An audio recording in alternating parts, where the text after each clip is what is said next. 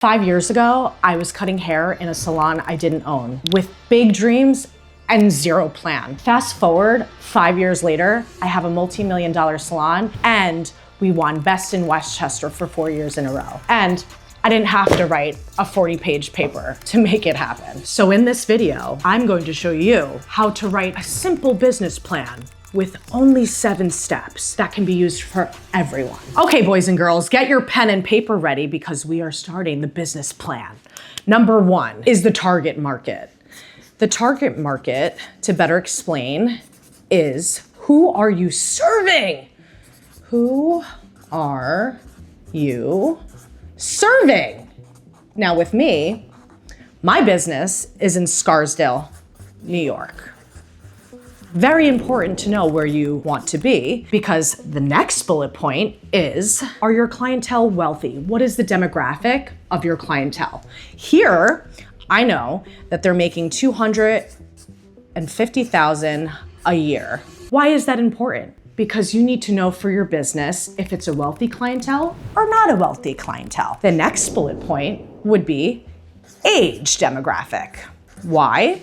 Because you're not a candy store, are you? Maybe you are. Well, your demographic would be younger kids. For me, it's 25 years to about 65, I would say, for the age demographic. So the next bullet point is pricing. First things first, it's very simple. You need to know how much things cost. You have a bracelet company. You need to know how much is the packaging, how much is the sticker, how much is the shipping gonna be. You need to know about the entire product, every single nook and cranny, how much it's gonna cost. Because that gives you the breakdown of how much you need to charge, which leads me to margin. At the salon, I always do ×3 for my shampoo products because they are very expensive. But if you're buying a bracelet and the bracelet cost you $3, I would charge $9. Do you see where I'm going here? Because you need to make sure you have some wiggle room and you're making money too. You don't want to be just making buy. You want to make some profit. And that's how I got to be comfortable here now. The next thing would be, of course, competitors. Competitors is very important because you need to know how to price your product. So I always look, I'm gonna even write look instead of competitors because you need to look around at other businesses to see what their similar product is. I'm not saying to copy, but you need to see around the area of where you are they pricing it similar to you? And I never like to be exactly the same. I always like to be some products a little higher, some of my bracelets a little higher, some of my shampoos a little lower, some in between. That makes you competitive because sometimes people will maybe want to buy a little bit more expensive because people think the more expensive product is better. Or sometimes those people that need to save a dime, they're going to buy your product at a lower end to maybe push out those competitors. So those are the 3 that I would use for the pricing. Okay, next one. Construction. My favorite. My favorite part is, of course, knowing how much you can spend, okay? So this cost is coming up all the time. It's probably the most important thing for a business because you don't want to bite off more than you can chew. But not everybody's doing a construction build out. But if you are, let me help you. Cost, how much can you spend? Is it $100,000? Is it $200,000? You need to have some wiggle room and you don't want to spend too much on something that you don't know if you're gonna have some extra money. So make sure whatever price point it is, you know that you can afford it. The second one, the layout or the floor plan. You can say layout or floor plan. You need to know where everything is going to go. I hired an architect. Obviously, a lot of the times the towns, the villages, wherever you are going to want that floor plan. And so I drew it up myself and it didn't have to be some professional drawing that you hired and you spent all this money on. You can draw a little something on a piece of paper yourself. Tables are here, bathroom is here, make a triangle, write bathroom, like a little something like this. Give it to your architect and then he does it professionally. And that's when you can get your permits. So cost, layout, and floor plan. Isn't that fun? Okay, next one, staffing. How many employees are you gonna have? So how many dash the cost of how much you're gonna pay. All those employees, you need to know how many and how much you're going to pay them. Which positions, who's doing what? It needs to be organized when you open your business. So who is doing what position? So you know who is doing what, who's in the front, who's in the back, who's dealing with the clients. And that's really it for staffing. Okay, so marketing is the most important thing for a business. When you go to the movies, you see a preview all the time for it. Up and coming, it's coming soon, it's exciting, people can't wait to see it. And that's how they should feel with your business. People should know about your business before you open, okay? So number one, social media. Social media is so important.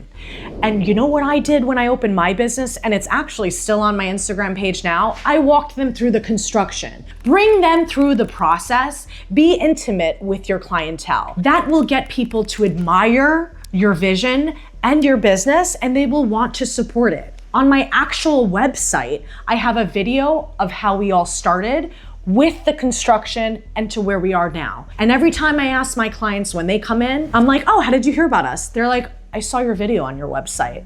And I always ask how they heard about us. And it's always social media, videos, campaigns, website ads, your local newspaper, any kind of marketing before you open, I would even say 6 months before, is great so people can know who you are. Not only that, consistency for the next time that you open, you need to continue those ads. So definitely social media is my number one, should definitely be your number one. And if social media doesn't work, I know real estate agents, they still knock on people's doors. I know, I get those flyers every single day. So there's always a way if you're not into social media, but honestly, please try the social media way. The next thing I would say would be your mission statement, okay? Very important, your clientele needs to know, what is your mission?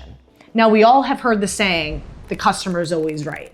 That's a mission statement. And we hear it all the time. I know that I do. So what is your mission? Based off the clients that you know, based off the area that you're in, based off your social media interaction, people will start to comment to you. If you're emailing, they will start to respond.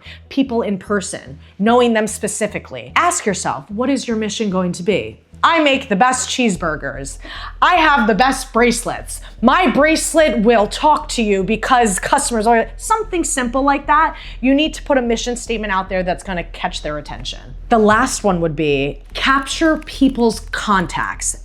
That will be your greatest asset because you can then interact with them.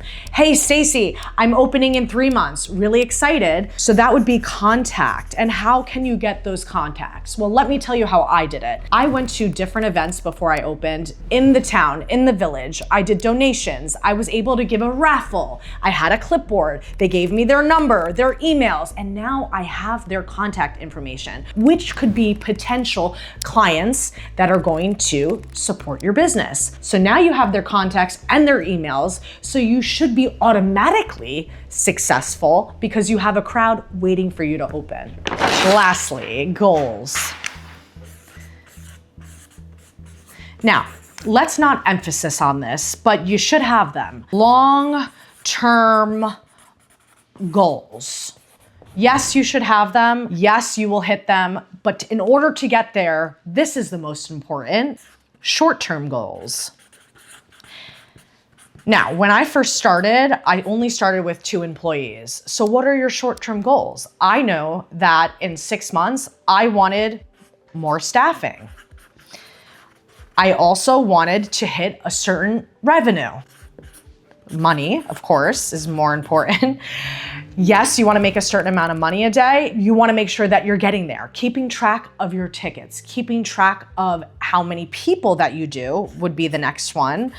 How many people would amount to how much money, right? So how many people are coming through the door and how much is each ticket? Those are my short-term goals for how many to grow your company, how much can you get there, and are you willing to be able to do what it takes to get to those each points? And this can be monthly goals, 6 months goals, a year goals to get to the long-term goals. But you cannot grow and become successful if you don't focus on the little things at a time. Now in summary, let's go over all the things we talked about for your business plan. Number one, target market.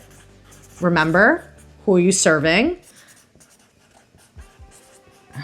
Who are you serving? Number two, your price. Number three, construction cost. 4, staffing. 5, marketing.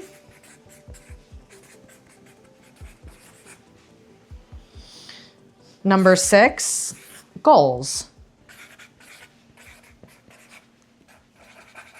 So summing everything up with the 6 points that we've hit today for our business plan: target marketing, who are you serving, who's in the area, and what people are going to be coming into your business. Pricing, knowing your margin. You're going to be sorry if you're not pricing the correct prices, not knowing your margin, how much you bought things for. Your construction cost, very important. You can't do anything if you don't have enough money to pay for your construction. 4, staffing. Who's going to be running your business and which position are they going to be in for your business? Number 5, marketing, our favorite. People need to know about you, remember, before you open and while you're opening. It needs to be a consistent plan on how people are going to get to know you and come into your business. Remember those contacts that we talked about. Number 6, your goals, your short-term goals. Where do you want to be in the first month? How are you going to get there?